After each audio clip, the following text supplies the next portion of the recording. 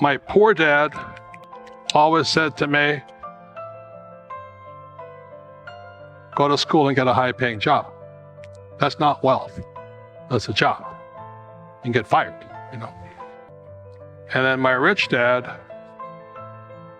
always says, work for assets.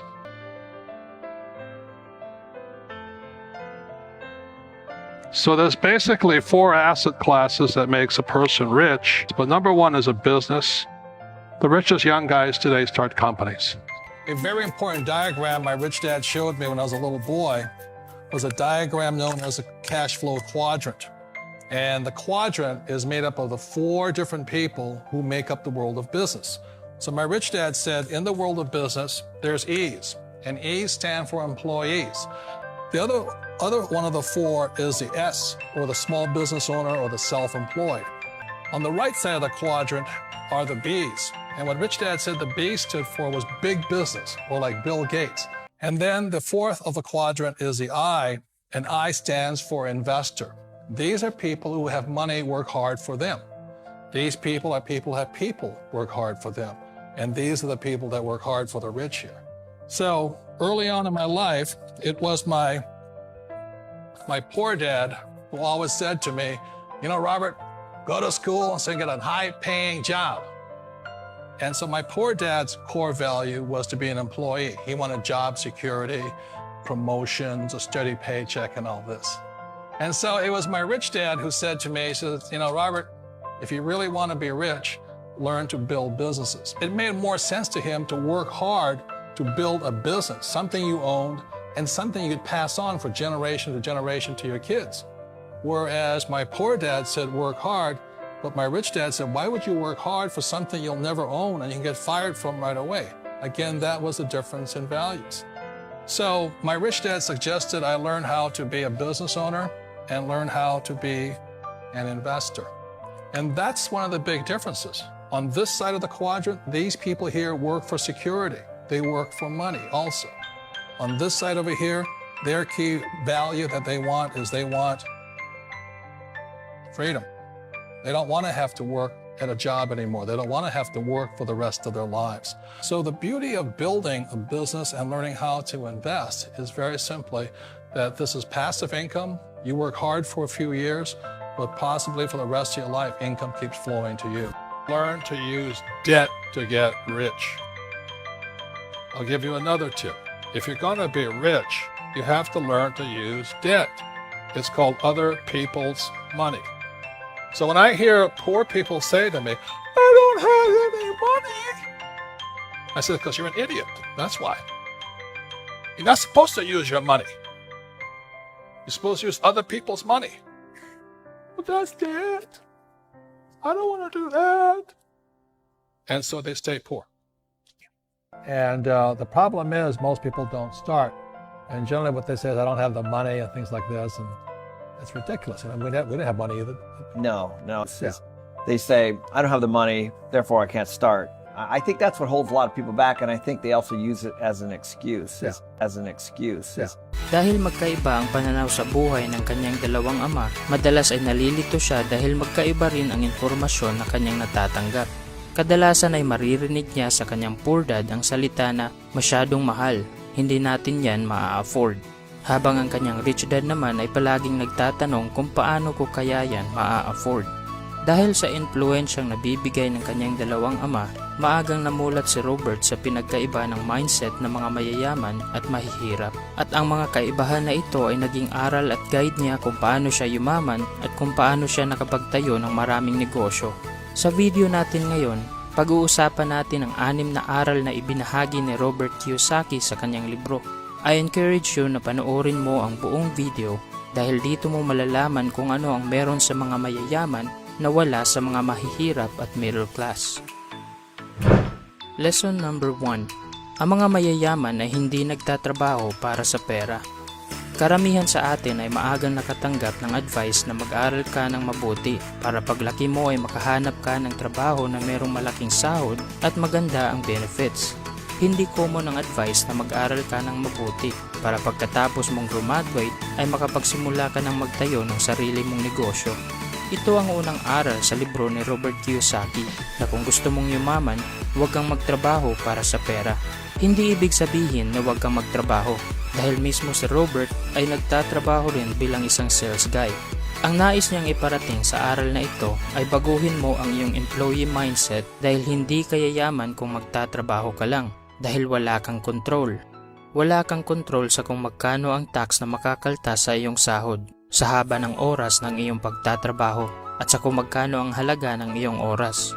Sinabi ni Robert na kung ayaw mong magaya sa karamihan na nagtatrabaho habang buhay, dapat ay i-master mo na maging in control sa iyong emosyon, especially sa emotion ng fear at greed. Isa sa mga dahilan kung bakit ang karamihan ay stuck sa kanilang trabaho, hindi dahil gusto lang nilang magtrabaho. Sa halip, ito ay galing sa takot na mawalan sila ng pera. Kaya naman ay patuloy silang nagtatrabaho para kumita pa ng maraming pera. Pero ang madalas na pagkakamali ay sa tuwing nakakatanggap naman sila ng pera, hindi na takot ang nasa kanilang emosyon dahil pinalitan na ito ng pagnanais sa mga bagay na mabibili ng pera. Ang ganitong cycle, trabaho, income, gastos ay ang tinatawag na rat race.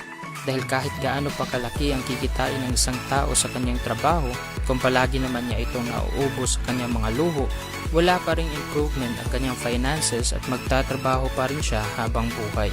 Kaya ito ang lagi mong tandaan, hindi pera ang solusyon sa iyong money problems. Dahil konting disiplina o pagkontrol ng iyong emosyon at tamang mindset lang ang iyong kailangan para mabigyan mo ng solusyon ang iyong problema ngayon at para makalabas ka sa rat race. Lesson number 2. Dapat meron kang financial literacy. Lahat ng tao ay merong problema pagdating sa pera at ang madalas na problema ay ang kakulangan nito. Isa sa mga rason kung bakit maraming taong naghihirap dahil ang subject ng pera ay hindi priority na itinuturo sa eskwelahan. Marami sa atin ang nakapagtapos ng pag-aaral. Maraming alam tungkol sa science, sa math, sa history, pero sa kasamaang palad, walang alam tungkol sa pera. Sinabi ni Robert na kung gusto mong yumaman, dapat meron kang financial literacy.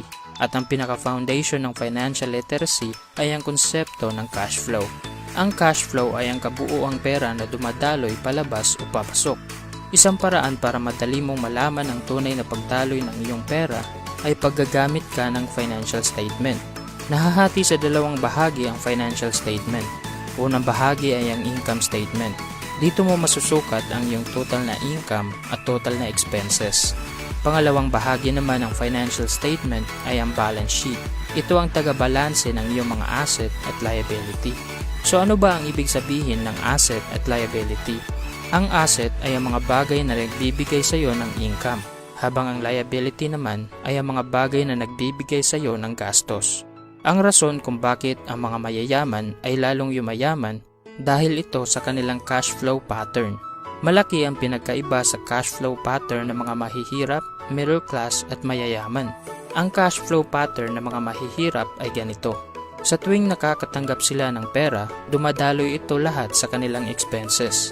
Kaya kahit gustuhin man nila na yumaman, kung meron silang ganitong uri ng cash flow, wala pa ring magbabago sa kanila.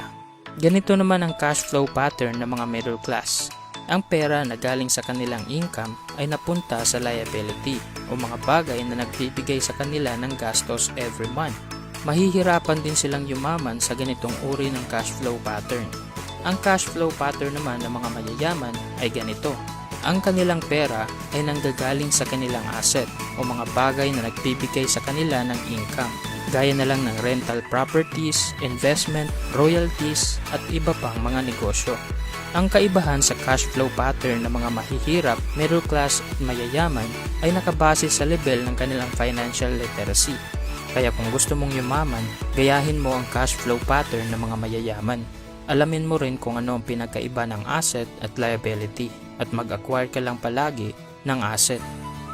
Isa sa mga pinagkaiba ng mga mayayaman at mahihirap ay ito. Ang mga mayayaman ay nakafocus lang sa kanilang asset at mas lalo pa nila itong pinapalago. Dahil the more na malaki ang kanilang asset, malaki rin ang income na nabibigay nito sa kanila. Habang ang mga mahihirap at middle class naman ay nakafocus lang sa kanilang income at wala silang asset na binubuo. Kaya naman ay kapag hindi na nila kayang magtrabaho, wala na rin silang income na natatanggap.